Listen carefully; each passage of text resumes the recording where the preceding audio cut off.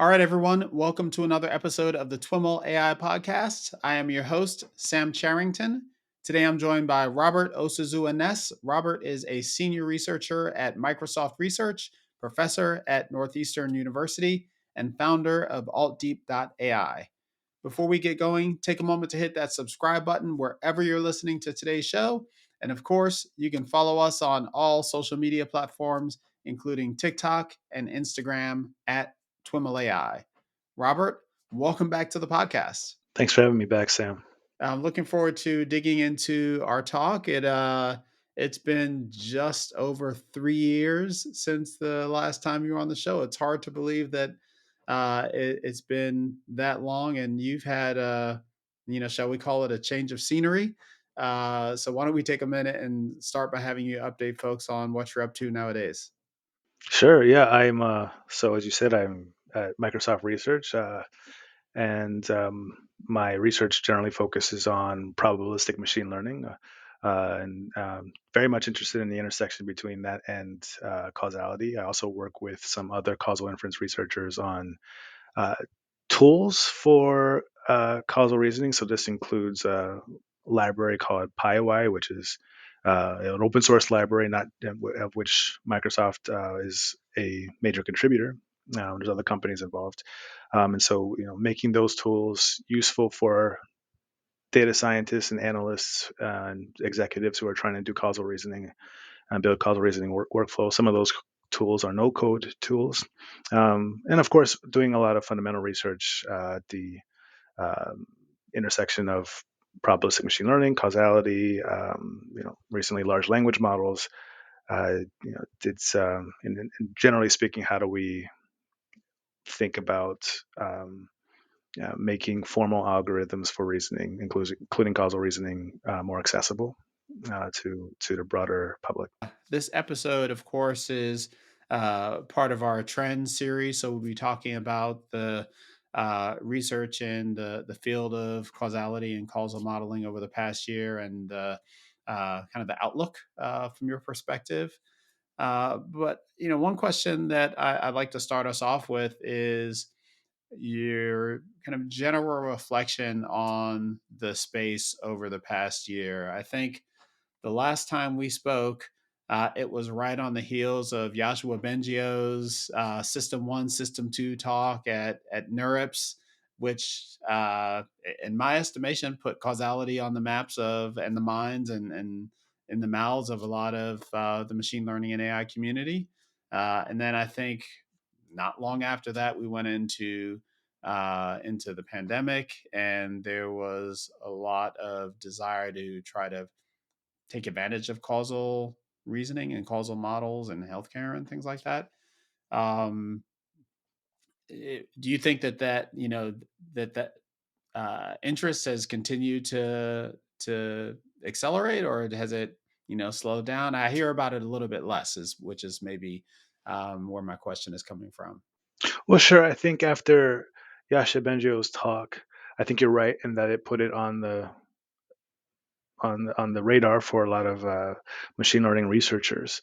And in thinking about what the trends were for last year in preparation for our talk, I did end up thinking a lot about causal discovery methods, causal representation learning methods that were directly inspired by, I think, that seed that Yasha Bengio planted that year.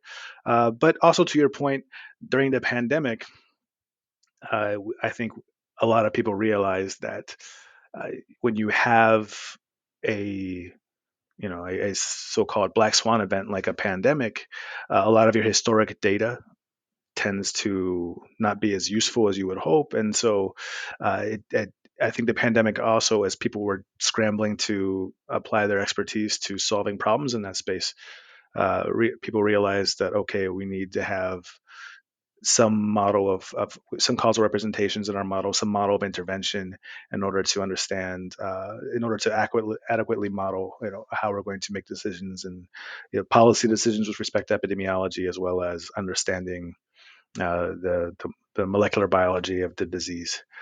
So I think you're right that that the pandemic also shifted sights again towards causality. Um, in the last year, perhaps you haven't heard as much about causality as perhaps other kind of growing fields there, but I see a lot of connections with some of the things that were more popular last year, and those.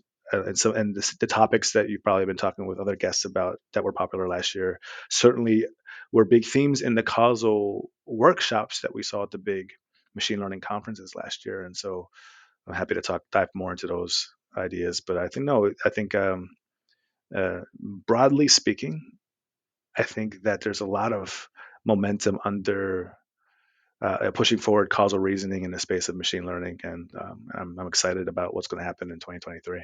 That's awesome. That's awesome. And I think one of those fields that you've already mentioned, and that we'll spend some time digging into, is everything that's going on around large language models, Chat GPT, especially at Microsoft. But before we dig into that topic, we asked you to think about some of the major trends in the field, and the first one that you wanted to highlight was deep learning methods for causal discovery. Tell us a little bit about that field or that area of research and what's important there. So causal discovery is, I think we should define terms. It's learning from data what causes what. So another way of thinking about it is causal structure learning from data. Typically, you're trying to learn a directed acyclic graph, and and I would say that before 2022, it had already become common to cast causal discovery as a continuous optimization problem. So you would take the space of DAGs or some other graph generalization and figure out some kind of continuous representation of that space and then try to optimize over that space. Mhm. And just to continue uh, your effort to define causal discovery, the idea is that in papers we might kind of just write down a causal graph and just write down the relationship between um, one actor in a relationship and another, and do that based on intuition or what have you. What you're talking about with causal discovery is the idea that we've got a bunch of data. It's kind of the what we're trying to do with deep learning. We've got a bunch of data. That data captures relationships and patterns and all these things. How can we extract those relationships, that graph, that pretty picture you might see in a paper, from the data itself? All right. Yeah, and I think, kind of putting my own personal spin on it, this was something that I spent a lot of time working on, particularly during my PhD and in areas like systems biology. And I had seen a trend then of, trying to scale these algorithms to larger graphs, with more nodes. And, obviously the space of graphs is super exponential. And so like and so there was a lot of focus on just getting bigger graphs, and it seemed a lot more divorced. That particular approach seemed divorced from pr- the practical use cases for learning a graph, because typically if you were going to do some kind of downstream causal reasoning task using a graph, you didn't need all of those. You didn't need a graph that was this giant hairball of causal wedges. You needed something that was very specific to the domain that you were you were working on, and then likely some subset of those nodes that you needed to reason about to actually solve the downstream task. And so I had become a little bit jaded, to be honest. And so when people started switching to using atom optimizer to solve this problem, I was like, I kind of shrugged my shoulders and like, oh, okay, yeah, I guess that's useful. But Mhm. Can you give an example, a concrete example of the kind of relationships that you might be looking at uh, and referring to in PhD research and since? so what was happening was that in these past efforts, I had recognized that it was important that you treat causal discovery as something that is a step in a downstream task, and and that you might want to orient your analysis with respect to whatever that downstream task is.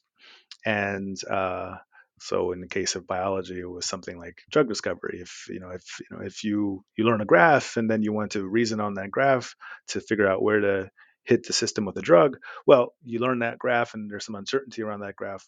Maybe that you should propagate that uncertainty down to the selection of the intervention. But it typically was focused on learning one graph and learning as big a graph as possible. And so I became a little bit disenchanted with it at the time, and had switched to working on probabilistic machine learning, probabilistic programming, and had watched causal discovery at conferences and had seen that we had started using deep learning frameworks and their ability to optimize in high dimensional spaces to essentially solve that same problem, but now optimizing over continuous space. And this year, or rather last year in 2022, the trend that I saw was actually connecting the learning of causal structure to downstream machine learning tasks. And I thought that was a really interesting development, and I was excited about it. So, what are some examples of that connection? You talked about it in the context of the biology use case, but from a pure machine learning perspective, what does it mean to connect that the causal discovery to the downstream machine learning? Sure. For example, there's a paper called On the Generalization and Adaptation Performance of Causal Models. This is using an idea from causal inference called independence of mechanisms. And the idea is that suppose you have some cause and some effect. You have two variables, one's a cause, one's an effect. And the mechanism that drives the cause is separate from the mechanism that drives the effect given the cause. And so, from a probabilistic standpoint, that means that the probability distribution of the cause and the conditional probability distribution of the effect given the cause are, if you model them with some each of those, you have some parameter vector. So you have a parameter vector for the probability distribution of the cause, parameter vector for the probability distribution of the effect given the cause. And those, because of the independence mechanism, those parameter vectors will be orthogonal. And so from a learning standpoint, that means that if you're learning the parameters for your entire system, you expect you would like to use this orthogonality inside the learning process. And what this paper did was they looked at adaptation. So the idea is that, okay, well, if I have the correct direction between cause and effect, and I were to bring in a new data set that I didn't train it on, so I've done some pre-training and I bring in a new data set, well, the only thing that should change, the only parameter vector that should update is the parameter vector of the cause, because the parameter vector of the effect is stable with respect to the cause. And so they use that intuition to well, so to continue there, what happens then is, since you have, if that's true, if you have the right graph, then you have fewer parameters to update in order to adapt to the new data set. And so they use that intuition to basically say, like, well, the more right my graph is, the faster it should adapt to the new data set. And so they use that speed of adaptation as a signal inside inside the optimization for the of the causal graph, and or towards the causal graph rather. And when you say the speed of adaptation, are we talking about, what we might typically think of as like a convergence rates and things like that, like meta parameters of the training process, as opposed to some type of parameter or hyperparameter? So just like learning rate with respect to out of distribution data, Hmm. Is that I don't or speed of, or more generally, kind of how fast it it converges in the out of distribution data. Yeah. is that in your experience, is that kind of a novel idea to pull that convergence rate into the machine learning loop? I would say it's not the first paper I've seen historically that's kind of using this causal invariance to enforce some kind of modularity on the parameters that are being trained. Um, but it's the first time I've seen it in terms of how fast a candidate graph adapts to a model trained on the candidate graph adapts to out of distribution data. That's the first time I've seen that. Yeah. And you identified some additional papers around this idea of causal discovery and its advancement over the past year. A lot of that work seems to be happening at DeepMind and Mila and in Montreal. Yeah, in fact, I'm mentioning three papers specifically by so two of them by three of them by Rosemary Ke, who is at DeepMind. Um, some collaborators at Mila, including Yasha Bengio, Stefan Bauer, Bernard Scholkopf, uh, uh, Sylvia Schiappa at DeepMind. So these people who are working with Rosemary, are really uh, have led this kind of trend, I think, in terms of thinking about downstream machine learning tasks to guide causal discovery. So the other paper that I had shared was this, learning neurocausal models from unknown interventions. And so this is using the intuition that if you have so in if you have a generative causal model and you do an intervention on one of the variables, one of the nodes in the graph, one of the variables in the model, the only thing that should respond to that intervention is everything that's causally downstream of it. And so they're assuming in this paper that you have some intervention data. To make it a bit more practical, the targets of the interventions are unknown. So they try to predict what the targets are, but given you've predicted the right target, you should be, if you have the right graph, then the only things that should respond would be the variables in the graph that are downstream of the intervention target. So comparing that to what comparing that intervention distribution to the actual empirical distribution of what responded to the intervention and what didn't in the training data.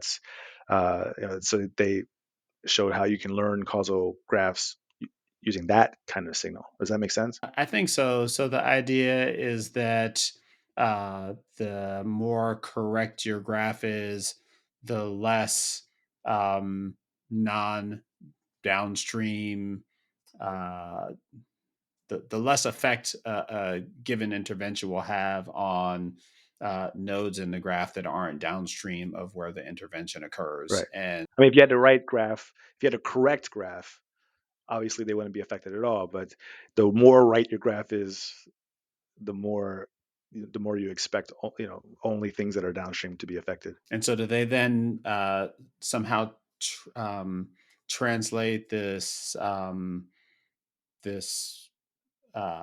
the degree of the degree that the intervention impacts these other states into some kind of loss function and then kind of optimize across that?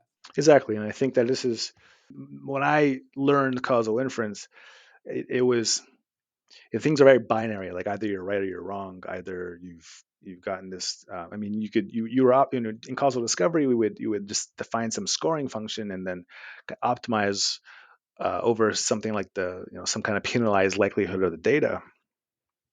And there were graphs, and of course there are causal discovery algorithms that use intervention data to learn the causal graph. This is the first time I've seen one where the interventions are unknown. Well, that's not true. I've seen a few papers in the past that soften the idea that you know exactly what the intervention targets are.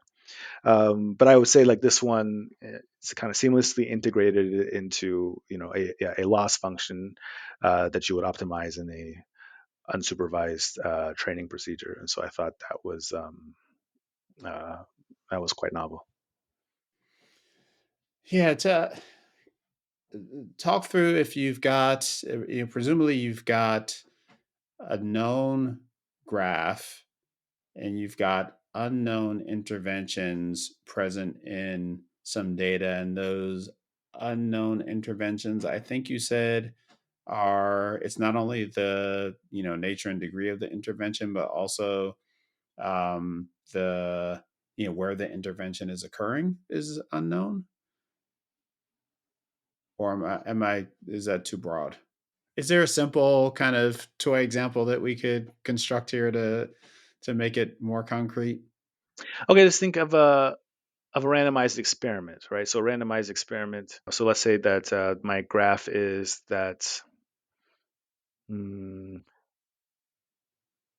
we're talking. Say we're playing in, or we're a data scientist at a gaming company, and you have a you're interested in the relationship between engagement in the game side quests and the amount of in-game purchases.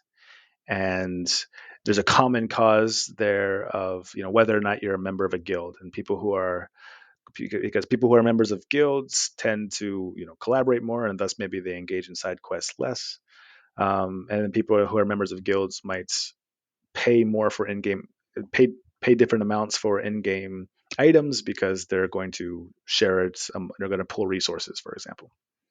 And so, if I wanted to run an A/B test or an experiment, I would do that's wanted to understand the causal effect of side quest engagement on in-game purchases. When somebody logs on and they go through my digital platform, normally their level of side quest engagement would be set by this. Would be affected by whether or not they're in a guild. But what I'm going to do is modify the game dynamics for that player and say, all right, well, I'm going to maybe coerce them into engaging more in side quests, or coerce them less into engaging more in side quests. And so I'm specifically targeting the side quest engagement uh, node, setting it to a fixed value. And so, like, that's an intervention. It's what's called an ideal intervention. It's set by random policy, but sure, it's an ideal intervention. And now, in this scenario, and so that's realistic data to have, but oftentimes you don't know exactly what node is being targeted. So, say for example, I meant I so earlier I talked about, say, signaling pathways in systems biology, and let's say that my intervention on the system is, I don't know, oxidative stress on the cell, and I don't know exactly which some the nodes in my graph are refer to the activity of certain proteins in the signaling pathway, but I don't know exactly which proteins that intervention is going to affect, and exactly what is going to set their value to. And so that's a much more flexible type of intervention regime to be in, or general intervention regime to be in, and so they solve the problem for that regime. So they don't assume exactly what nodes get targeted and what values they get set to. And the idea is that you just, not just, but you are collecting so much data that on the average, you're able to make inferences about the nature of these interventions and what nodes they're targeting. Um, uh, I guess the scenario, the reaction I'm experiencing is the scenario seems so open ended. It's not clear to me at all how derive how you get the result that they've achieved. So what they're trying to do is predict which nodes get, or are the targets of the intervention, and then conditional on that, uh, uh, you are able to predict what the downstream consequences of the intervention would be. And based on the accuracy of those predictions with respect to, so you obviously don't have any supervision over which nodes are become intervened on, but you have intervention data, and you can see, okay, well, there was an intervention here and these nodes were affected. And so we want to find a causal graph that says, like, well, supposing there wasn't, we know there was an intervention, let's suppose it was this node, and and that would cause certain these nodes to be affected. Now we have that data, and suppose it was that node, and that causes those nodes to be affected. Now you don't know exactly which nodes will be affected. There's uncertain. That's a latent variable, but of course, you can propagate it down towards what nodes are affected, and try to find a graph that best matches your your data set in that sense. And is this necessarily a scenario that involves time series data where you're able to look at propagation, or are they a data set of independent? Uh, interventions and outcomes. Now, in this case, it was equilibrium data. So we're assuming that once the intervention's been applied, you see the equilibrium consequences of the intervention. Okay, super interesting. Interesting. Was there another paper that you wanted to touch on in this topic? Yeah, this is another paper by called "Learning to Induce Causal Structure." Some of the authors overlap with the previous papers, but and so this was so typically the way we've done causal discovery is to treat it as an essentially in machine learning terms an unsupervised learning problem, sometimes with just observational data, sometimes with a mix of observational and interventional data, as within the previous example. That's difficult because the results tend to be pretty sensitive towards the hyperparameters that you in your model. It's hard to get those configured to where you like them for a given problem, and then of course then you have to redo it for another problem. Um, so they so in this paper they made it a supervised learning problem in a sense that they took data sets of they took data and the corresponding graph and then treated the data as the features and the graph itself as the label, and then predicted what the graph would be given the data. And I, and I was skeptical when I first saw it because we in causal discovery we have this equivalence class problem, which is to say that given two it's possible that you can have two or more graphs that are uh, completely statistically consistent with the data.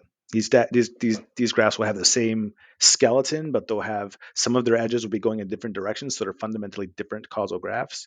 But from a likelihood point of view or a conditional dependence point of view, they're indistinguishable with respect to the data. And so my thinking was like, well, if you did this, if you tried to say, well, I'm going to get these big data sets or simulate some big data sets of graphs and their corresponding data, there might be some bias that you inadvertently, say for example, I have a graph of two nodes, and uh, I can orient the nodes from A to B or orient the nodes from B to A. These, by the way, are two graphs that are in the same Markov equivalence class, and so they should be indistinguishable from data. Just using just statistical information and data, you could have other inductive biases, but from just conditional dependence and likelihood standpoint, they're indistinguishable.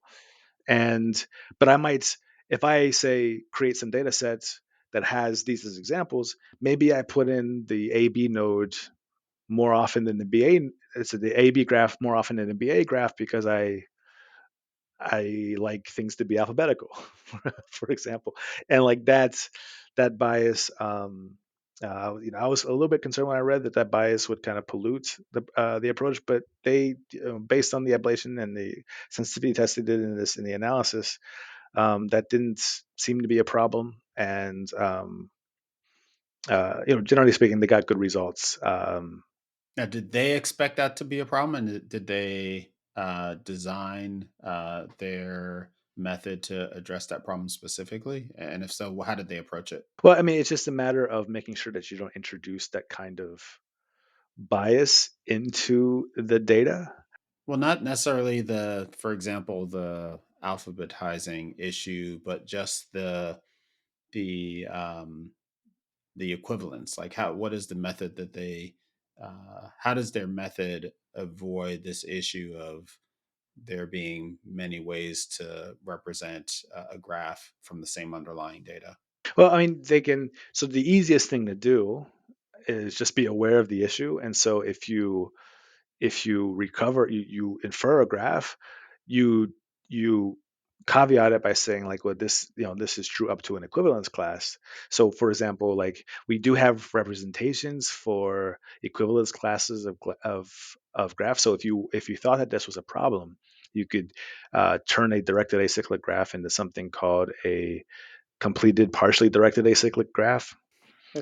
So it's basically just a I don't see that acronym quite as much. right. So it just yeah, CPDAG. Yeah, it just means that uh, imagine that you had a DAG and that you're going to take some of the edges where you don't have you're not 100% sure that it's oriented from A to B. You just make them undirected. So so in other words, that an undirected edge means that you can't resolve causality in this edge, but a directed edge means you can resolve causality. So you could just do that, and there are algorithms that will turn a DAG into a CP DAG based on certain assumptions. Another interesting thing that as I mentioned earlier, that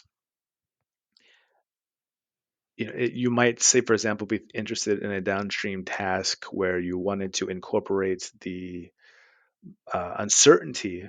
Uh, so rather than having essentially a point estimate of a graph, you would realize like whether this is one of several highly probable graphs given this data, and so maybe you want to propagate that uncertainty to the downstream task.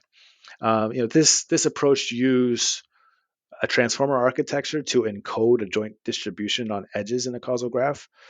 And it's one of those things where the first time you see it, you're like, yeah, of course, why wouldn't it? It's like causal graph. It's like you can uh, it's an ordered sequence. You could uh, treat it like any other. You could use transformer networks like you would model any other sequence. But once you see it, you see somebody do it, you're like, aha, yeah, that's a great idea. Because what if you wanted to say work with uncertainty in causal discovery before, what you would often do is maybe sample some ensemble of graphs and then uh, or use some variational inference approach, and get basically a probability matrix where each element of the matrix is the marginal probability of an edge. And when you do that, when you work with just the marginal probability of edges, you lose a lot of global information from the graph. Say, for example, the fact that the graph has to be acyclic. If you just have a probability matrix, you can lose that information. But the transformer network, it encodes a joint distribution on the edges, and so you have to you don't you have to obviously generate from it to make use of the to make use of it. But I thought that was interesting. That was the first time I'd seen that as well. Well, we've spent a bunch of our time digging into the first trend that you've identified. And it's probably fair to acknowledge that you know, for me at least, the causality in machine learning is one of these topics that I am super intrigued about. But it's one of those like quantum computing that like I have to hear it like 5 or 10 times for it to fully sink in. So and I guess we'll be talking about the book that you're writing to help folks grok the topic when we talk about things to look forward to for 2023. But if anyone else is like me trying to keep up with this conversation, it's all good. It's all good. Yeah, and yeah, if I can, I can come up with more clarifying examples.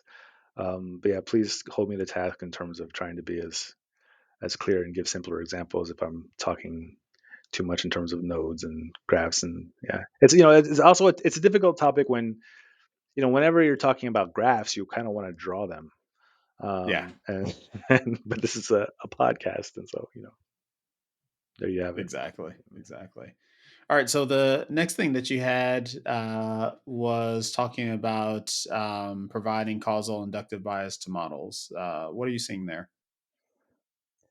Yeah, so I mean, again, I'm drawing kind of lines of a trend over papers that probably weren't thinking about what the other people were doing when they were doing it, but it just seems that there's a connecting thread to me. So the first one I wrote was I surfaced was a paper by a guy named Lars Lords working with Bernard Shokoff and some others called Amortized Inference for Causal Structure Learning.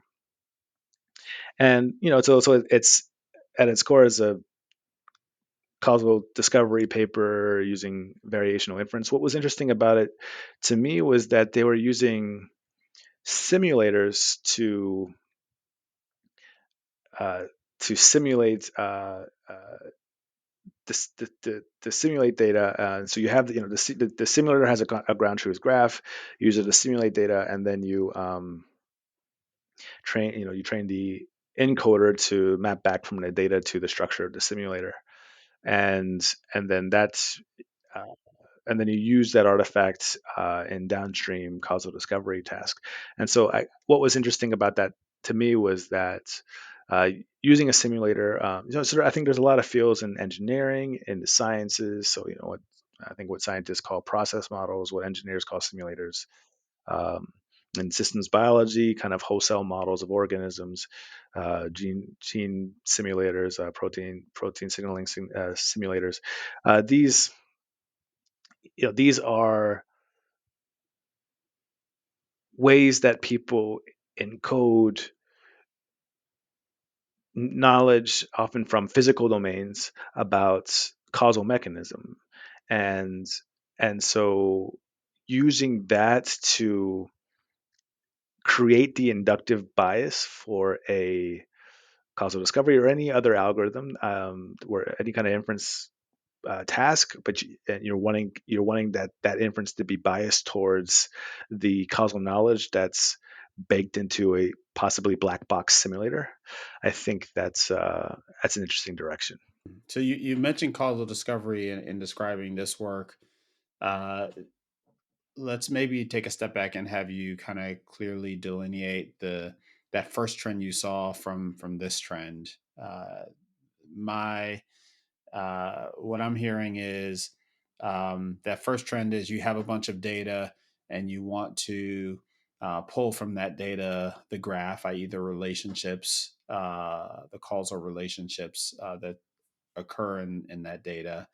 And here you're trying to create a model that reflects causal relationships in the world. And we're going to talk through some ways folks have approached that. One is through simulation. So a good to zoom out from the causal discovery thing, I'll mention the second paper, which is called Climax, a foundation model for weather and climate. And this is a multimodal foundation model. So we're taking in different types of climate and weather data sets and training a foundation model on top of these, and then doing some fine tuning for whatever downstream weather or climate prediction task you have. But what was really interesting about this was not just the diversity of the types of data that were going into the model, but also the use of simulated data. So you have process models from which are obviously big in climate science as well as meteorology, and you're trying and these encode a bunch of causal information about physical mechanisms that regulate the climate and the weather at different uh, resolutions and different timescales.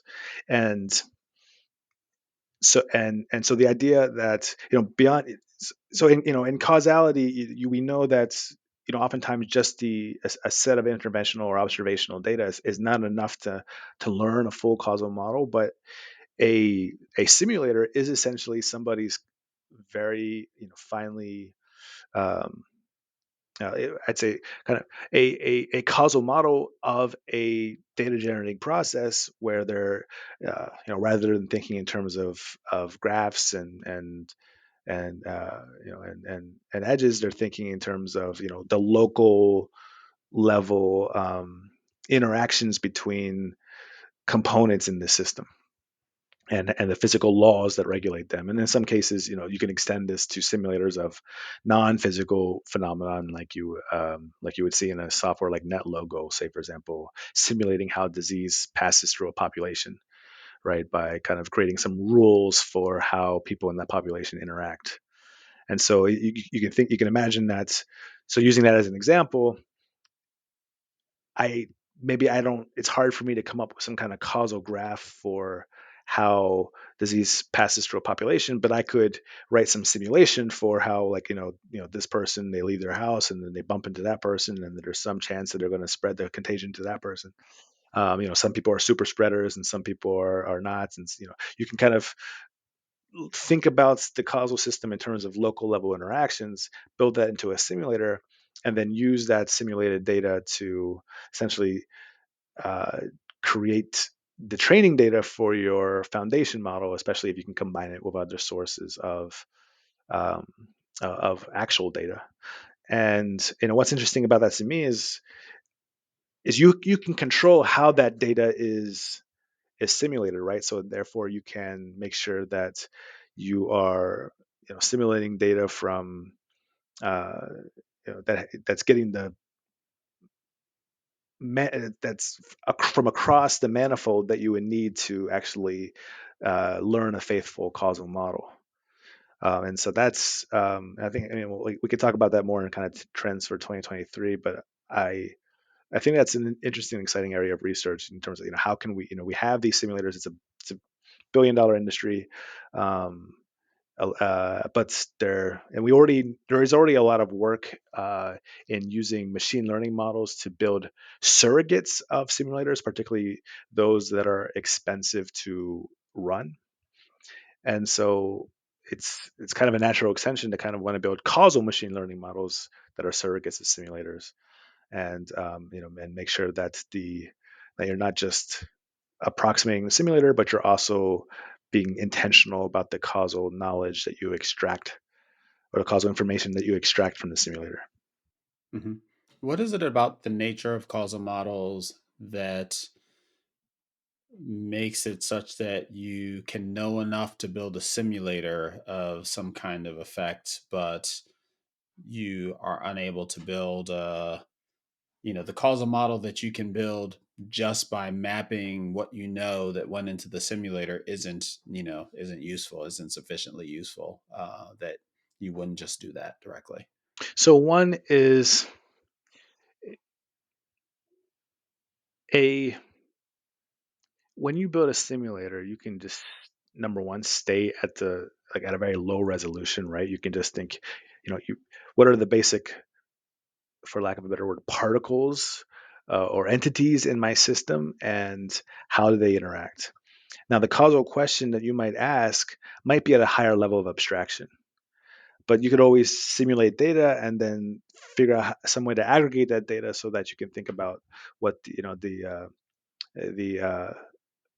the right level of abstraction is from the simulated data. But your model, you have to kind of, in a traditional causal model, you have to build that abstraction directly into the model. Say, for example, you know, a lot of causal inference research has come from places like economics, econometrics, where it's the people kind of take the nodes in the graph as a given. But in machine learning, for example, we're often working with very low level features like pixels, or like uh, you know bits in an audio file. And so what are examples of the kind of nodes in the graph that we're talking about in the economics, econometrics, levels of abstraction? Well, so, say for example, you were going to do some kind of analysis of the impact of No Child Left Behind on graduation rates. Well, if you had to kind of draw a DAG for that system, thinking about what's the amount of money spent on the school and the amount of students who graduated and the ones who didn't, and those uh, in that kind of domain, you there's obviously some flexibility in abstractions, right? I think about, for example, variables like race and ethnicity have, if you think about it in terms of what the census form looks like, it's changed a lot over several decades. But generally speaking, in those social science domains, um, there's kind of an understanding about what the nodes, what the variables in the model are going to be. But in a physical science, you might it might just be easier to start with whatever the highest resolution, say, or lowest level of representation is, and then just focus on the micro interactions between those particles, and then do your reasoning about the higher level state of the system from simulated data. Got it. Got it. And to your point earlier, the the practice of simulation in many of these fields is, decades long and well established, and to some degree or another off the shelf in many cases. Yeah, and and often involving large simulators that are more or less black box that are widely in use, and and to be able to kind of extract causal information from that black box would be valuable. Awesome. Awesome. So the next paper you wanted to talk about is the inducing causal structure for interpretable neural networks. Is this one related to simulation as well? It I don't think the authors, well, maybe they were. They were using so this Not as explicitly. not as explicitly. I think it could be used. So if our goal is to figure out how to be intentional about extracting causal information from simulators, you could apply this technique. So they were applying it to neural nets actually. So they were saying like, okay, well, let's suppose that uh, we wanted to train a neural network to have uh, certain causal structure to reflect the causal structure in the data generating process in order to, for example, be more explainable. And so what they do is they introduce this idea, or previous papers that this paper builds upon, built on this idea called an interchange intervention. So this is essentially an intervention on the internal states of the neural network models. And so, for example, like if you had a language model that predicted sentiment from text, you could switch out the embedding for the input text for the embedding of some other text, and then see how the output changes, and that would help you understand, something of how the embedding affects the sentiment. And so that they were using this technique in uh, and training a neural network rather than just analyzing one. So what that means is you're taking steps to make sure that the you have some causal model that's a kind of that's generating data that's now going to be used to train the neural network, and so that you would make sure that the causal that the say for example the nodes in the causal DAG are corresponding to representations in the neural network, and so you would align these representations using this intervention technique, and then make sure that, say for example, interventional and counterfactual queries that are simulated from your causal model are aligning with interventional and counterfactual inferences from the neural net. And so this, I brought this up. It's been, it's the eclectic uh, area in terms of understanding and enforcing abstractions, causal abstractions in neural nets. But it was clear to me that like, okay, well, you could do this for if you wanted to, say, for example, use a simulator to uh, or some other causal model to train a foundation model, for example, and make sure that rather than just simulating a bunch of data and then feeding it into your model, you're simulating it. You're generating data to be fed into your model, to your foundation model, or to your large language model, or to your neural network, such that you're being very explicit about the the causal information that is being digested by the model that's learning. And so if you that would provide some theoretical guarantees, and there's a lot of questions now about can these foundation models, can these large language models reason causally, and whether or not they can, you can, if you take techniques like this, you could provide theoretical guarantees about so what I was we were saying, this was the kind of intervention data that we simulated, and so we know that at least in given enough data, it's learning that causal information when you train the actual foundation model, or the whatever model you're training. And so I think it's an interesting direction for understanding how we can incorporate causal information more systematically and intentionally into um, models like foundation. So at a high level, this one is saying, we want to accomplish the same goal, use data to impart some degree of causal structure into a neural network that we're training. Is this paper primarily focused on ways to uh, manipulate and represent that input data, that feature data, so as to accentuate for the network or the training process these causal relationships? Yeah, so the causal relationships, the causal representations, the outputs of of it, simulating the outcome, the output, the from an intervention distribution. So simulating what happens if you do an intervention, simulating counterfactual outcomes, and making sure rigorously that the neural net that's being trained is faithfully learning um, uh, uh, those elements. Mhm. Awesome, awesome. The next trend you identified from last year is causal representation learning. Tell us a little bit about what you're seeing there.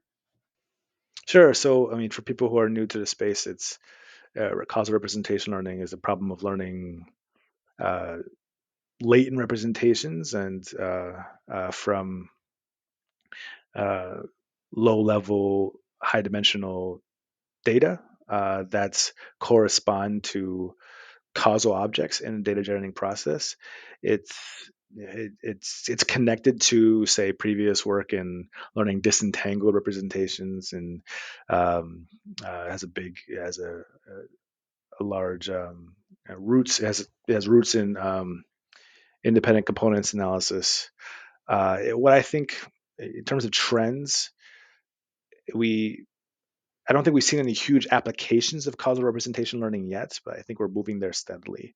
I saw some papers that were um, formalizing the desiderata for representation learning. So, like, in other words, what makes a a good causal representation in causal terms,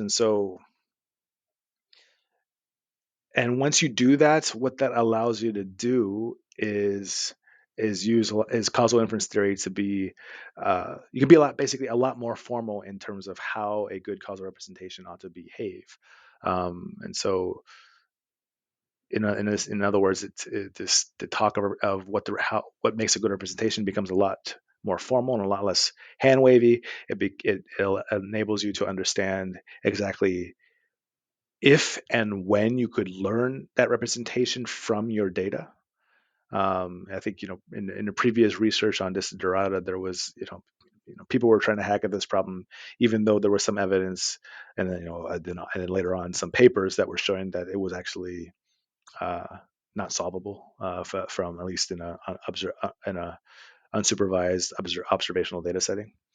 And so I mentioned a paper here by Yixin Wang and Michael Jordan, Desiderata for Representation Learning, Causal Perspective. And so this, I thought was interesting in that it's using probabilities of causation. So probabilities of causation are what lawyers, for example, call but-for causality and proximal causality. The idea is um, something like a probability of necessity, which is that given some cause led to some outcome, you ask, had the causal event not occurred, would the outcome still have occurred?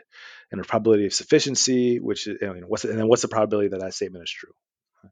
And then the probability of sufficiency, you have a statement like what's the probability that if the outcome, supposing that the causal event didn't happen and the outcome didn't happen, what's the probability that had the causal event happened, the outcome would then have happened, right? So that the cause was sufficient to cause the the causal variable was sufficient, the causal event was sufficient to cause the outcome event, and then on the other case that the causal event was necessary to cause the outcome event. And so this is something that we have a lot of theory behind. In the univariate case, this paper explored it in the context of learning a lower dimensional, but obviously more than univariate uh, representation from high dimensional data. And but it also used a lot of those that old theory about probabilities of causation to understand whether or not you could even learn uh, these uh, uh, probabilities of sufficiency and necessity uh, from data itself. And the backup, like the idea was that a good causal representation had both a high probability of necessity and a high probability of sufficiency. And maybe again taking a step back and trying to distinguish this trend from previous ones that we mentioned in the case of causal discovery. You've got a bunch of data and you want to learn the graph, like learn the relationships. Here, you have a bunch of data and you want to, you still kind of want to learn relationships, but you want to learn, it's more about learning a minimal kind of core uh, representation of the causal structure. Meaning, how would you differentiate that from learning a minimal graph? It's and I probably should have led with this. It's not actually unrelated to causal discovery in the sense that, so let's suppose that you have, so causal, representation learning and causal representation learning, disentanglement, and disentangled representations. This is often thinking about, the high dimensional data that you have common in machine learning. While causal discovery traditionally is, you're thinking about tabular data that's, Ah, in got it. category, So it's a bit of a setting distinction, right. but the problem is similar or the same.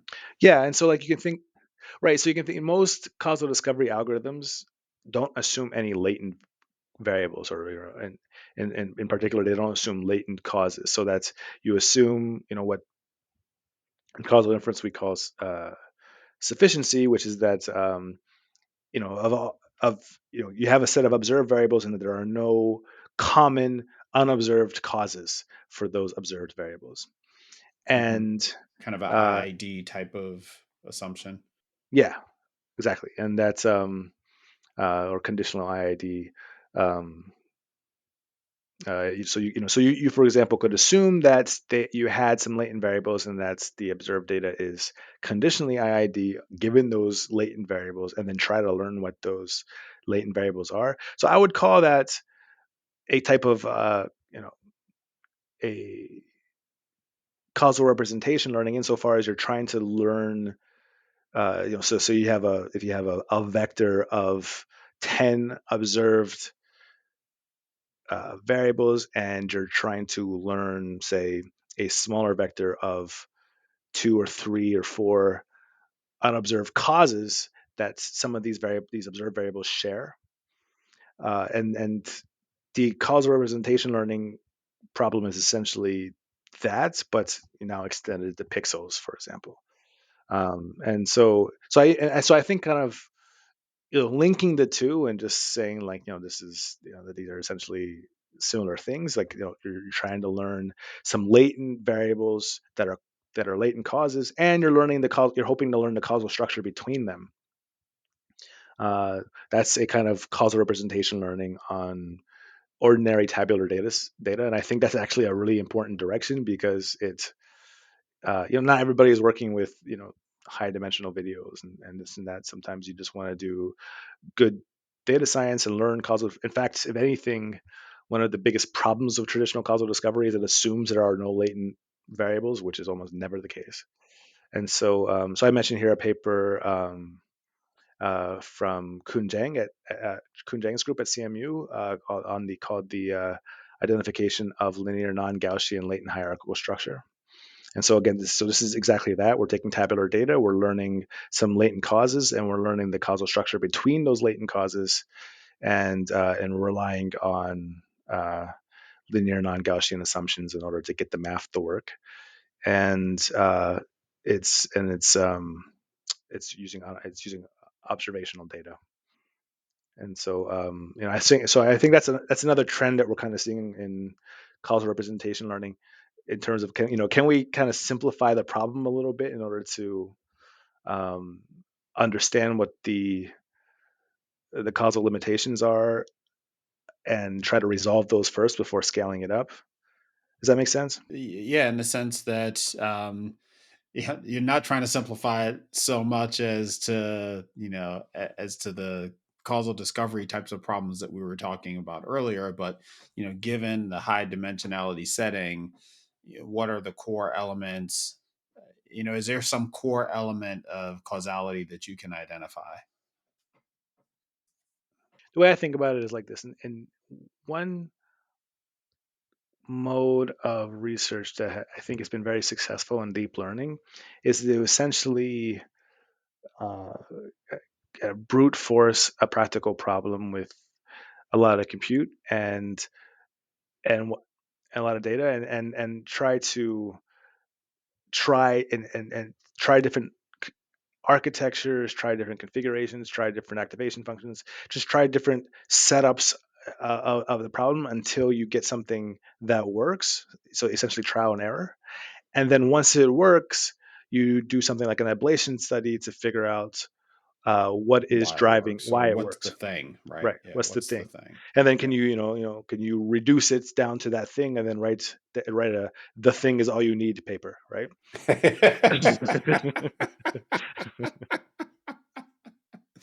Yeah.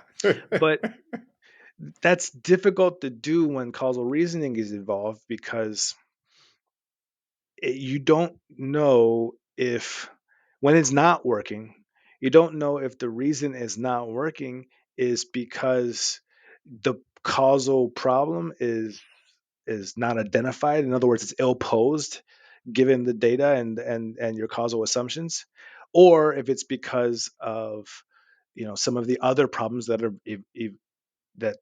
are common in machine learning, like say for example, kind of issues that have to like working in high dimensional settings, for example. And so what you need to do, I think, when to resolve this issue, if you don't know if it's the causal issue or if it's a scaling issue, or if it's the forgetting, or if it's the whatever the non-causal issue might be, is that you have to kind of simplify the problem to something that isolates just the causal issues. Then you need to resolve them. And then once you know that you're standing on solid formal causal theory ground, then scaling it up. And so I think that's why I highlight this like Kun Jang's work, because he calls it causal representation learning, but it's you know linear non-Gaussian variables that you can put in like a pandas data frame. Similarly, I mentioned this work, systematic evaluation of causal discovery in visual model-based reinforcement learning. So this is, so there was I think in 2021 there was a reinforcement learning environment called Causal World, which involved like a 3D environment of robotic hands manipulating blocks, and the goal there was to kind of create a RL environment where causality was important. Say, for example, that the you know that the agent, in terms of learning how to manipulate the blocks, that the color of the blocks didn't matter, for example, because they're not causally related to any of the issues that come up with manipulating blocks. Um, but it was just so hard. There's just so many things that are hard that you have to solve there, that we hadn't made much progress. And so it's like this paper, for example, introduces a simpler 2D physics environment with blocks of different weights, and basically, heavier blocks can push lighter blocks, and so it distills it down to just the core puzzle. So if I do an intervention and I push it on this block, the other block is only going to move if it's lighter than that block. Um, but you're it's kind of simple images, and you're focused on that core causal problem, and then hopefully once you've solved it there, then you can say scale it up to something like causal world. So I think I think that was an interesting and useful development, kind of in the way that people working in um, on the causal aspects of reinforcement learning were starting to think about their problems. Interesting. So you've got a last category here called actual causality and causal judgments. What's that one about? Yeah, so essentially mean the same thing to different audiences. So in traditional causal inference, actual causality is in contrast to what most of us think of in terms of what causes what. So if I say smoking causes lung cancer, it's called token causality.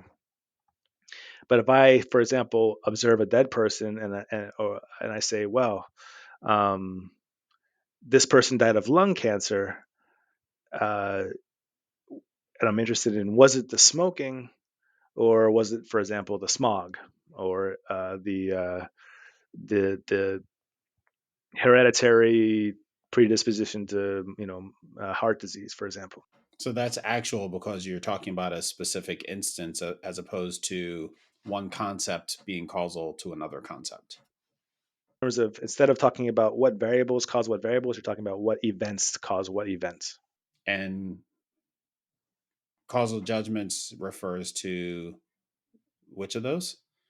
So causal judgments is what cognitive psychologists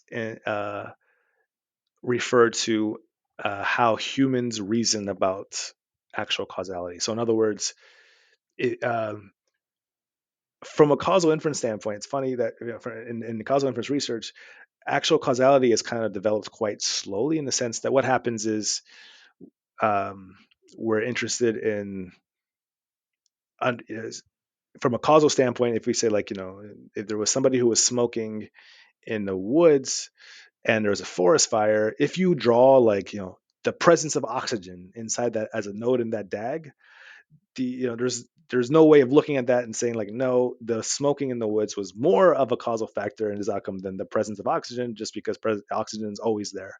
Or something less extreme is like, well, it was, you were in the woods during uh, fire season, and therefore you cannot blame the dryness of the trees for the fire. You have to blame the individual because they were smoking.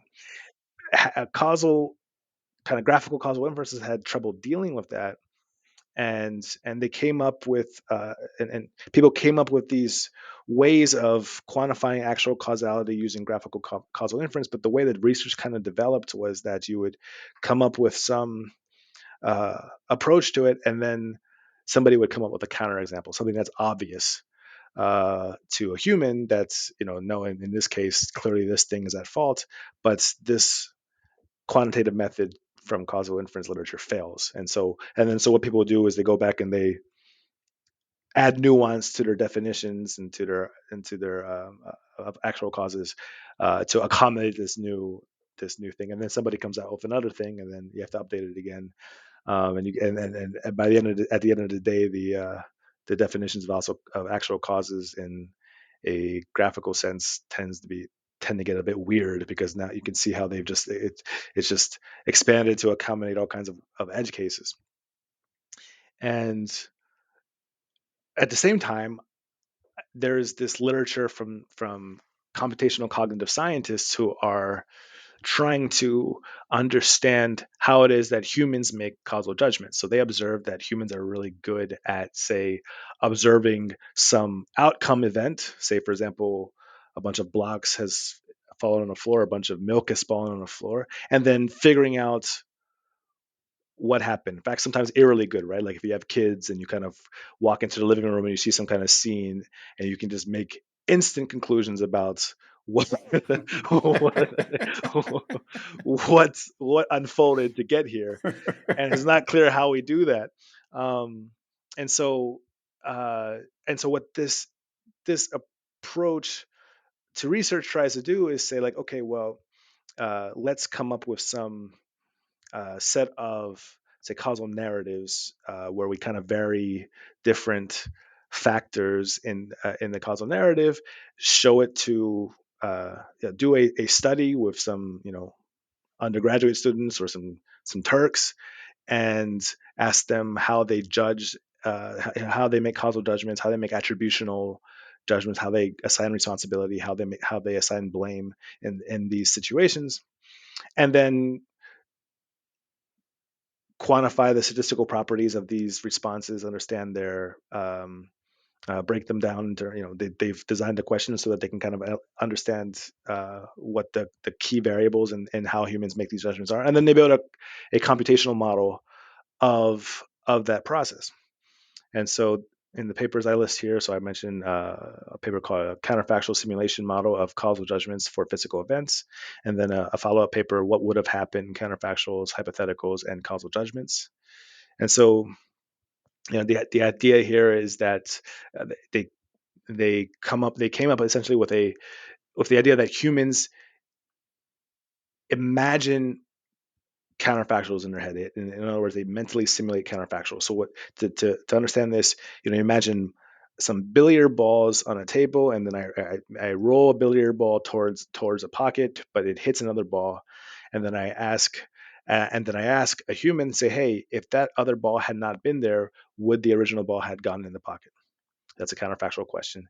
And then what the human does is they mentally imagine the trajectory of that ball uh, with the other ball removed, right? So they mentally simulate the counterfactual situation, and the idea is that this is how humans make causal judgments about why things happened.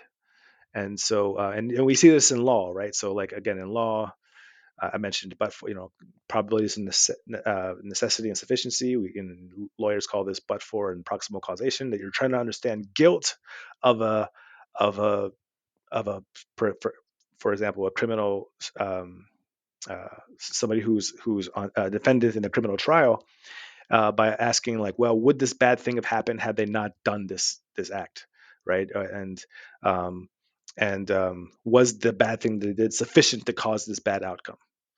Um, so, for example, proximal causality is, if somebody dies because somebody else punched that person, you're asking, well, they shouldn't have punched them, but was the punch sufficient to actually kill a person in most situations, right? Um, and so, like, you ask these questions to make a judgment about this individual. And so, like, this is trying to model how those types of judgments work. And I think this is an area of literature that's it's really interesting. It's been overlooked by the kind of actual causality uh, uh, literature, often because it involves you know human causal judgments involve things that are a lot are nebulous to people who are thinking in terms of causal inference and statistics. So, for example, a big factor of causal judgments is how normal a cause is, like or should you have been there in the first place, right? So, for example, if I go into a grocery store and I accidentally knock over some olive oil and somebody slips and breaks their hip, the judgment of my guilt in that situation is different than if the exact same scenario unfolded, but I broke into the grocery store, right? So, like, the background probabilities or normality or um, uh, some sense of how expected the kind of background causes are is a big factor that I think has been challenging to kind of capture in traditional actual causality. But these researchers have done a good job of highlighting. I mentioned another paper here called Counterfactuals and the Logic of Causal Selection. So causal selection again is just of multiple candidate causal events picking the right event, and humans are very good at it, and uh, it's been hard for us to get right in algorithms. And then this paper just highlights that, like, that there's counterfactual simulation, that we're simulating different counterfactual possibilities, but one common thread is that they all are likely counterfactual possibilities. So we tend to focus on counterfactual outcomes that are probable. So it's kind of like I think of it like a counterfactual Occam's razor, and that people, and also that the strength of the cause on the effect is another big factor in how they assess these causal judgments. And so I think that's really important going forward, particularly since there's a lot of things that we can use here to understand, for example, how large language models are reasoning causally, as well as train them, say, through fine tuning or through reinforcement learning with human feedback to make better causal judgment.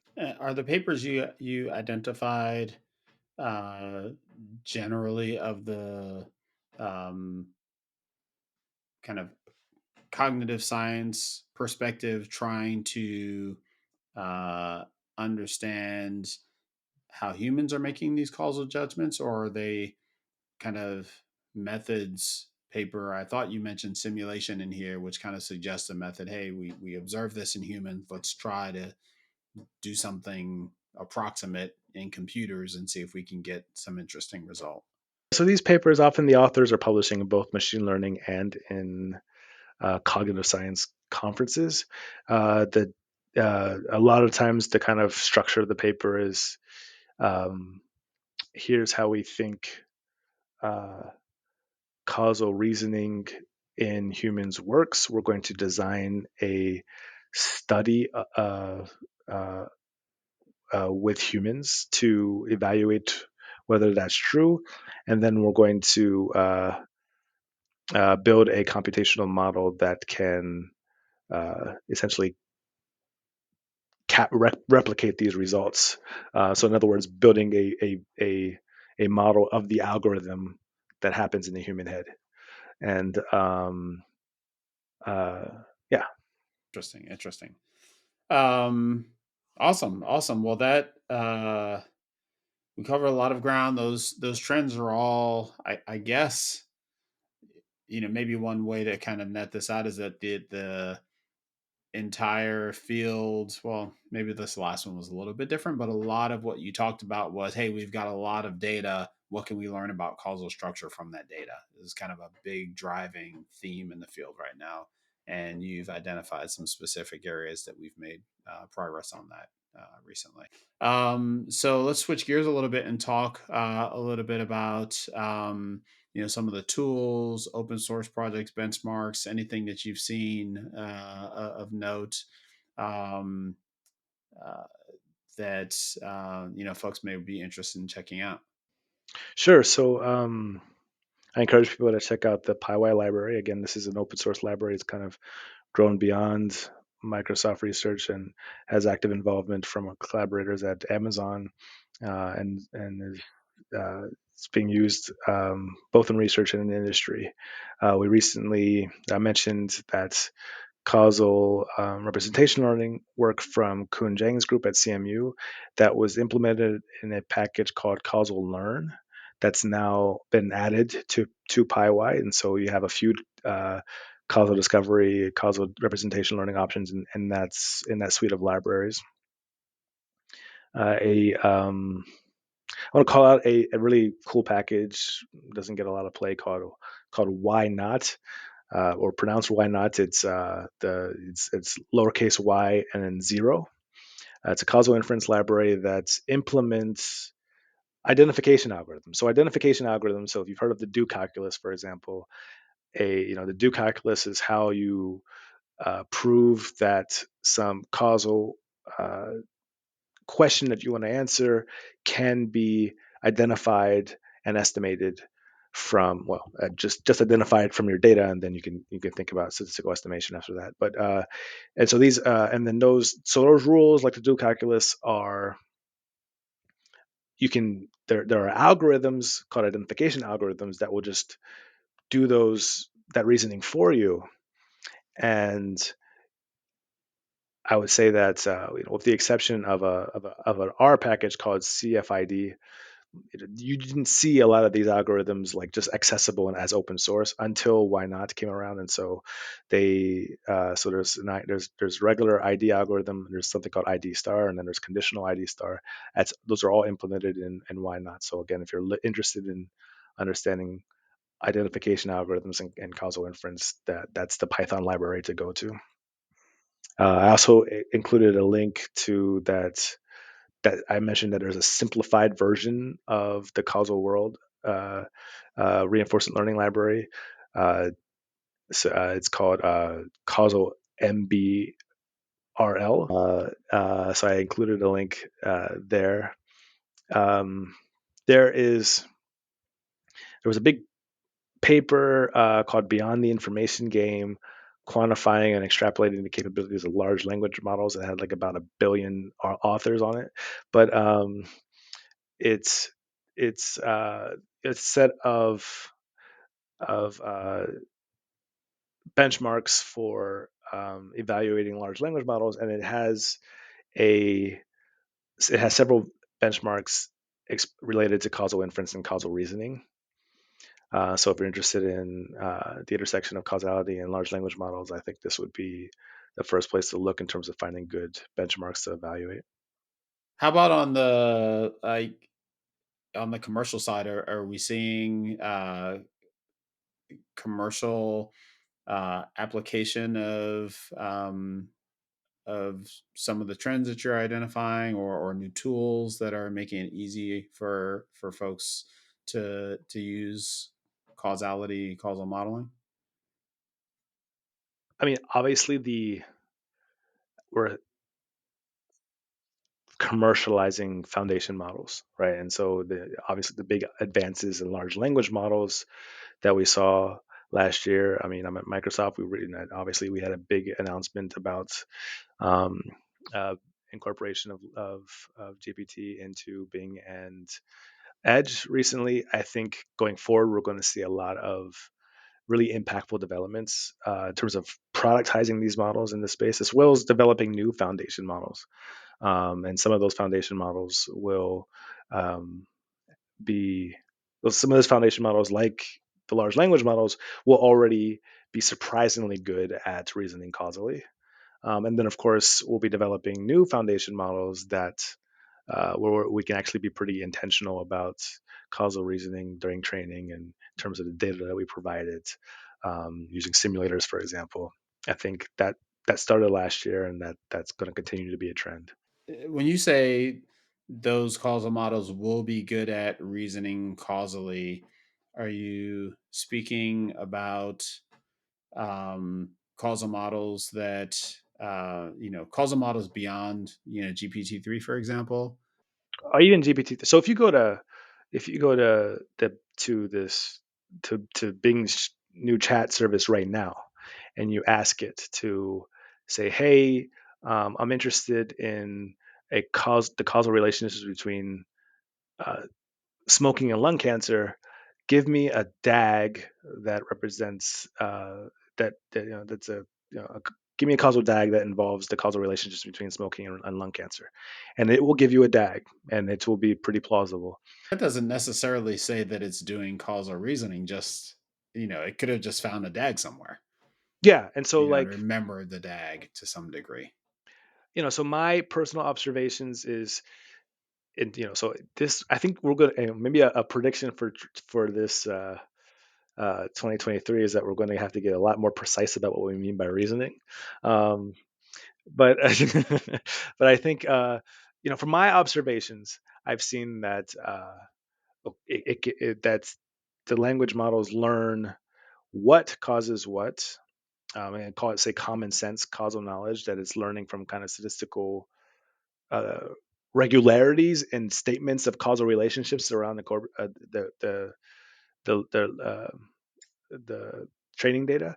It learns something of transitivity, for example. So say if it says that the cost of cigarettes causes whether or not somebody smokes, and whether or not somebody smokes affects whether or not they get lung cancer, then it does okay at concluding that the cost of cigarettes indirectly causes lung cancer. Um, it's it learns something of the nature of the causal relationships. So, for example, that's that not just that smoking is a cause of lung cancer, but that increased smoking increases the probability or the risk of getting lung cancer. And I've learned that it's also types of useful causal nuance. Say, for example, that it might conclude that while increased smoking never it's if you ask it to say, on a scale of 1 to 10, how likely is it that there are some people out there that for whom more smoking leads to less chances of uh, lung cancer. If you compare that statement to, there are some subscribers out there where if I where increased promotional emails will actually lead them to will increase their risk of churn or increase their risk of not using the product, even though the promotional emails are intended to get them to use the product more. Like the fact that that first relationship tends to be monotonic while that second relationship is not, even though those statements are structured the same, it can pick those up as well. And that's important in causal inference. So if I know that there are no subpopulations out there where smoking decreases the risk of lung cancer, but I do know that there are some populations out there of customers where more promotions actually turns them off. That is actually very useful functional information in terms of the relationship between the cause and the effect that I can use in causal inferences. And so it's picking that up in the training data. I mean, there's a question of, I think, looking at the question of how can these models reason causally, I think it's a bit of an ill posed question because you could never really, it'd be hard to validate, right? Like if it, for example, is using the do calculus to answer some kind of causal inference query, how would you know? Um, I think, and then how would you know that that result is repeatable when you get to another domain? So I think the question of whether or not they can reason causally is interesting, although probably a little bit ill posed. I think, and I think it's actually kind of talking about looking forward, like, and I think of some recent papers like what is it called, program as thought. Um, I'm sorry, the name is escaping me, but there was that there was these papers where you were getting improved reasoning um, by asking the language model to reason step by step.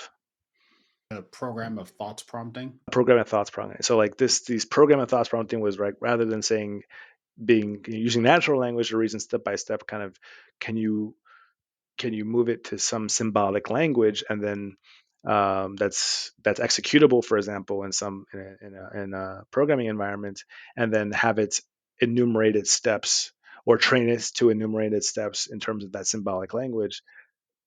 Yeah, show its work, but but rather than saying, using natural language, using some kind of domain specific language for formal reasoning, and then at the very end, only then do you evaluate the expression in some internal external interpreter, and then and so like and having it focus on the actual, say, steps of the formal reasoning. And so I mean that's you mentioned, or we mentioned, for example, the do calculus and other formal reasoning algorithms you have in causal inference. That's exactly what that is. And so you could, for example, um, possibly train these models to go through the steps of formal causal reasoning and get good results. I don't know if you would get any theoretical guarantees, but you'd probably be able to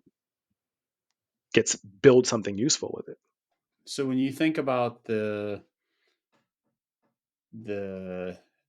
intersection of foundation models, LLMs, and causality, where do you think are what do you think? Excuse me. What do you think are the most exciting research opportunities, and where do you think we'll see significant gains over the next year to n years? Pick your end.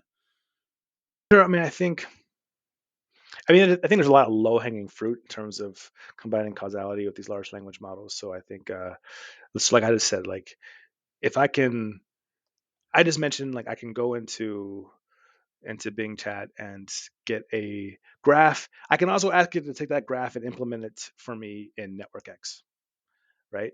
And so, oh, sorry, yeah, that's a Python library for just representing graphs. Or I can ask it to. I can also say, I mentioned the PyY suite of tools. There's one in there called DoY, which is for causal effect estimation, as well as some other things. And I could say, all right, well, given this graph, and here's some tabular data, tell me, uh, uh, show me a Python code for a causal effect analysis that gives me the causal effect of smoking on cancer. And it will give me that code, and then I can just go and run it. So from a standpoint of, um, if you're going to build a tool for for a data analyst who didn't want to kind of interact with directly with the Python code, or you wanted to make knowledge extraction from a domain expert a lot easier. This changes the game. This really reduces the amount of effort that goes into just getting a causal effect inference analysis, for example, off the ground.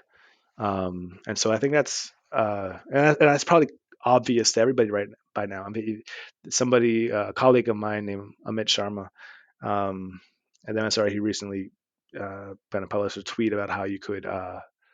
There's a data set called the Tübingen cause and effect pairs, where it's just it's data for pairs of causes and effects. So, say for example, I don't know, altitude and temperature, for example, and then the goal was to kind of use algorithms to figure out what causes what.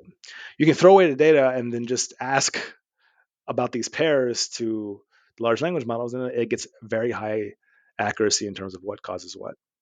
And so, I mean, now, in causal inference, we're often concerned with objective truth, and obviously, with large language models, objective truth in the real world is can be an issue. But in terms of cold starting a causal graph and a causal coding workflow, I think it's you could if you could just surface it to the human, and the human can edit it and say, oh wait, that never causes that. That's not a big we that's a lot. So that's LLMs as a tool for researchers and developers that want to use causal models, data scientists, of course, analysts who want to use causal models. What about uh, causal models, causality as a tool to make LLM output better? We kind of are well aware of, and I think we've talked a little bit about it, at least the term hallucinations, I think, has come up in this conversation.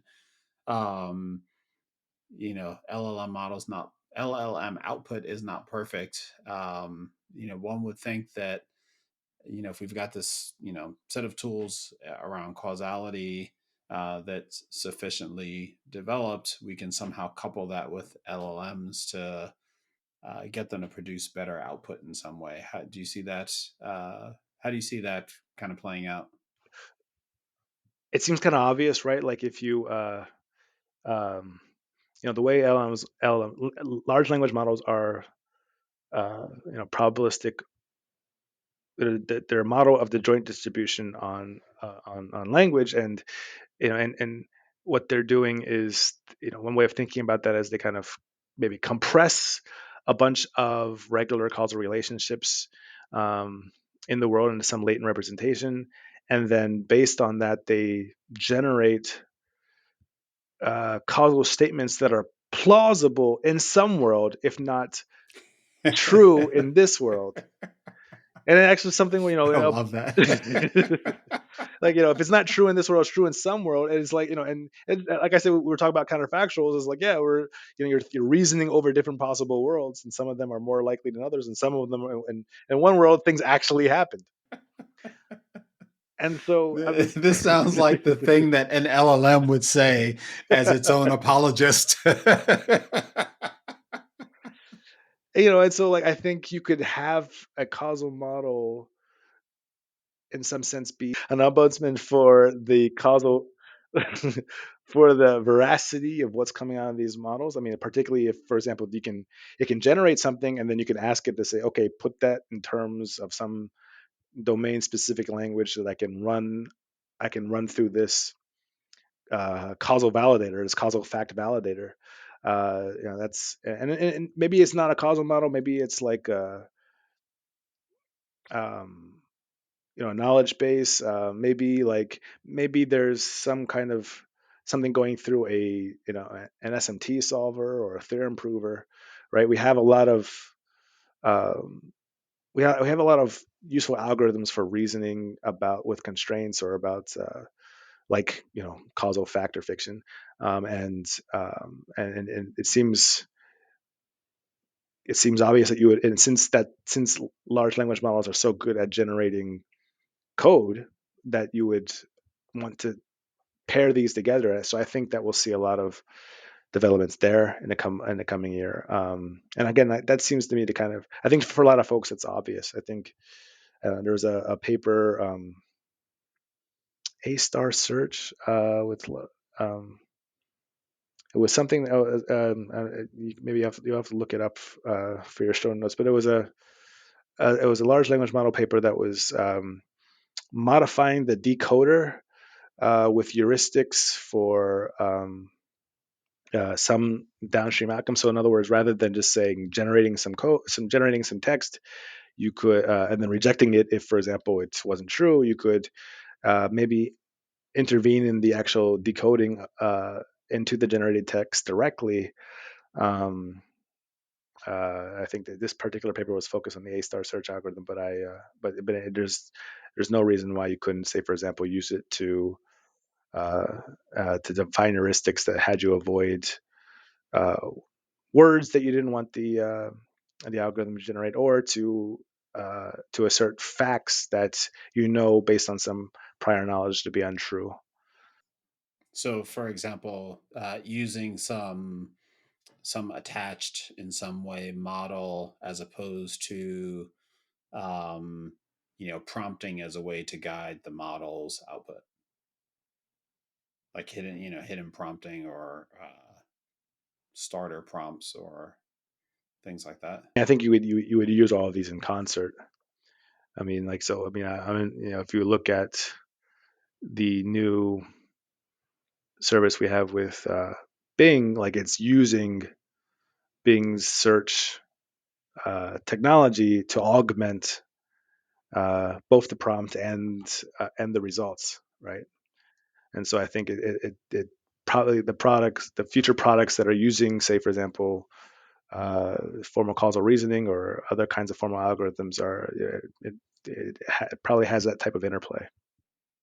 How deep have you gotten into the Bing product? I'm curious about if it's something that you familiar with. Um, with the Bing product, you put in some prompt, it gives you a response, and then unique relative to ChatGPT at least is that it will provide references. And I saw a tweet that referred to those as sources. It's unclear to me whether those are sources, in a causal sense, meaning like got this information and it influenced the output, or um, I created this output and I have correlated it to these external sources. And I'm wondering if you have any insight into what's going on there that you can share. Yeah, I think you're right in that it's better to view those as so if they were causal, you're assuming that uh, in the generation of the text, the algorithm somehow knew that these sources were used in the training data. That's a stretch. I think just giving people useful uh, links to say, like, if it's making a statement, then you can click on it and then go to a place where you can kind of go deeper. That's quite valuable. Kind of thinking forward in terms of this space too. Like, I mean, um, uh, if I had to kind of, so everything I mentioned so far in terms of just connecting uh, large language models to on on uh, on some kind of inner or outer loop with in terms of with formal reasoning algorithms like you have in causal inference. I think that's it's low hanging fruit. If I had to kind of stretch it out a little bit and think about what other things we might see, I I think about, so if you can take a large language model, like I said, get it to give you a graph, and then give it to tell you how to implement it in code, and tell you how to take that graph in code and run it through an analysis. And so like that uh, that intermediate representation. I think that in terms of how we could improve reasoning with these algorithms, I think there's a lot we could do there. Now, say for example, if for example a representation of my causal knowledge about a problem is a causal DAG, but I can also, it's not just a visualization. I can do things with that causal DAG. I can reason about probability distributions. I can make assertions um, something is conditionally independent of other things. Uh, uh, uh, given its causal parents, for example, I could say um, I could model an intervention by uh, applying graph surgery, right? So, like, if I want to say, if I want to understand how the world changes when I intervene on a node, I do graph surgery, but which means I remove the incoming edges from that node in the graph. And so, in other words, I am doing some kind of transformation on that causal representation. And so that I think it's going to be interesting to think about how that ability to operate in ways that have, like, proofs of correctness on that intermediate representation, and that's at the section between natural language and maybe some kind of computation, is going to be really interesting, and might have some interesting use cases there. So an example I think of is, like, say, reinforcement learning with human feedback. And we think about, I mean, essentially, this with reinforcement if the reinforcement learning of human feedback that was used to train chat gpt, you have humans rank completions, and that provides signal, as that to back to the algorithm about which completions are more human like, or correspond with what humans might say. um, if but for example, one could imagine, instead of just ranking a few completions, um, it could provide, say, a causal graph, and then the human could edit edges in that causal graph, and the entire graph now becomes, which is a much richer representation than a ranking than ranked a ranking set of choices. Um, you know, humans are very good at reasoning about graphs. So it could be a causal graph. It could be a hierarchy of, say, topics, or it could be a graph of relationships, and these are very rich representations that humans understand intuitively. Arguably, they're part of human inductive biases, are kind of, or in terms of cause and effect relationships or hierarchies, for example.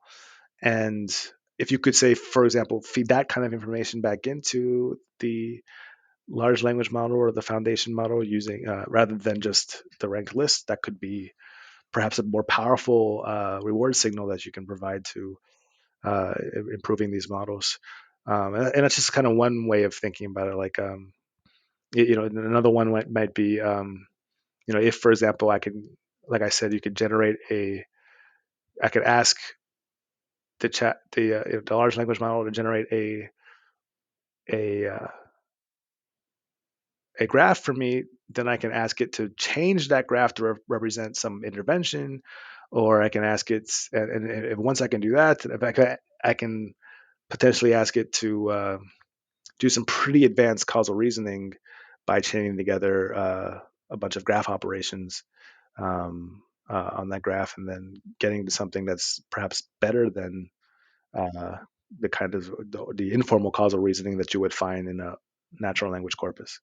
Setting aside the topic of LLMs for a second, we're talking about these causal graphs in uh, the pure machine learning world. One of the topics that has been popular over the past few years is like geometric reasoning around graphs and symmetries and stuff like that.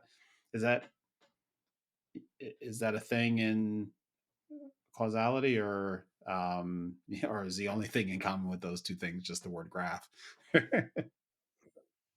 There is,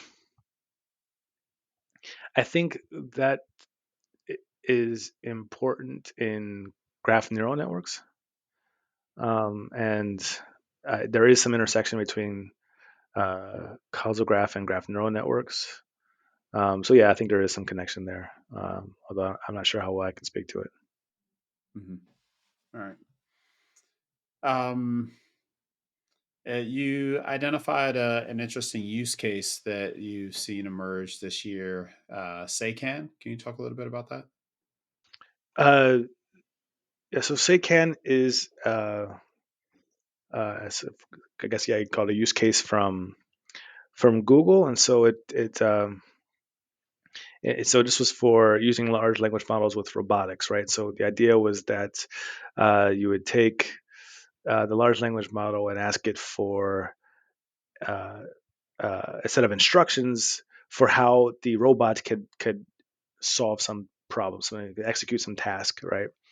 And so basically, you're using the large language model for planning, and but of course, the large language model doesn't have embodied agency in the world. It can't intervene in the world, and so uh, uh, what the robot would then do is take that large language model generated plan and then modify it such that that it's focusing on a series of interventions that the agent can actually execute in its environment, right? And so um, I thought this was a good example. Like, for me, when I saw this, I mean, I think this made a big splash in reinforcement learning and the robotics community. But for me, I'm thinking like, well, this is just causal decision making or sequential causal decision making with servos, right? So it's just like once you once you you know once you remove to we were talking about like could you then take a large language model, produce something that could be digested by a causal model, and then the causal model could then maybe modify that output such that it's causal, causally feasible. um, that seems like a very natural extension from this SayCan work. In fact, easier, right? Because you don't have to worry about the various constraints that a robot faces. Hmm. Interesting. Interesting. Um, I alluded to it earlier, but maybe before we wrap, we can touch on another prediction for 2023, and that's that there'll be a new book hitting the shelves that you've written. uh, tell us a little bit about that effort and what you're hoping to accomplish with the book.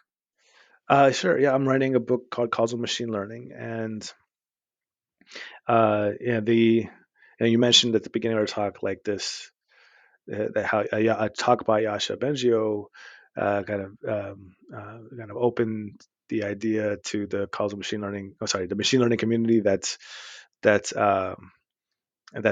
causality was relevant to machine learning, and and that deep learning techniques could scale up causal models, and so this book is essentially about that. So I mean, most causal inference books are very much focused on the kind of traditional causal effect inference workflows you see in data science. So how much does something affect something else, and doing so in a way that is adjusting for confounding.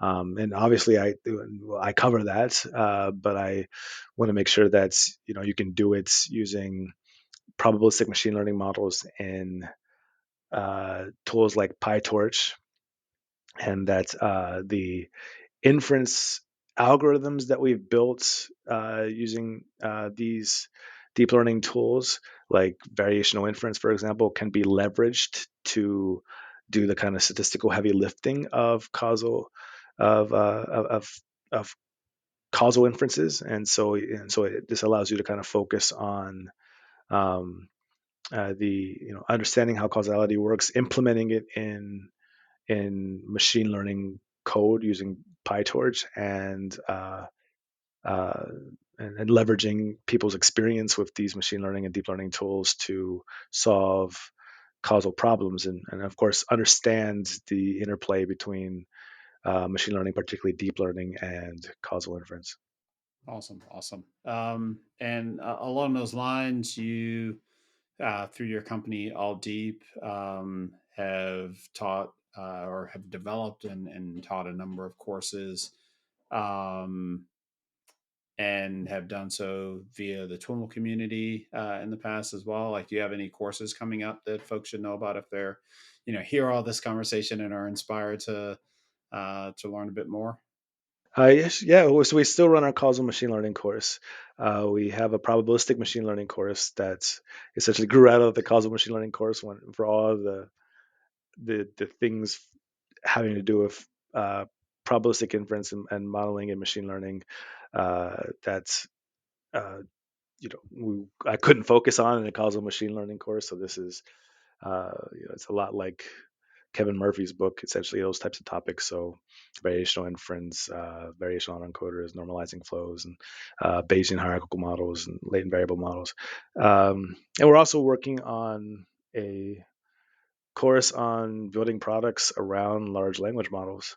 And then here we're trying to understand.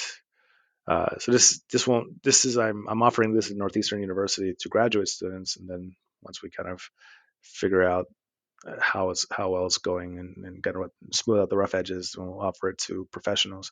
But the idea here is, there's going to be a bunch. We've already seen a whole bunch of products that are, saying, using chat or using GPT-3 to write an SEO optimized blog post about brownies or something like that, right? But like, but really understanding kind of what the limitations of these models are, and then how to deal with these limitations by connecting them with uh, other existing tools and uh, building products for end users that really solve an important problem. Yes, that's the topic of that course. So it's a bit of an experiment. It's a much more I'd say how to build products with AI style course as opposed to AI theory type of course. We're excited about it. Awesome, awesome. Well, definitely make sure folks in our community know when it's online and ready to go. Thank you. Well, Robert, this has been wonderful conversation. Great catching up. I certainly learned a ton, and wonderful having you on the show again. Thanks for having me, Sam. I really enjoyed myself.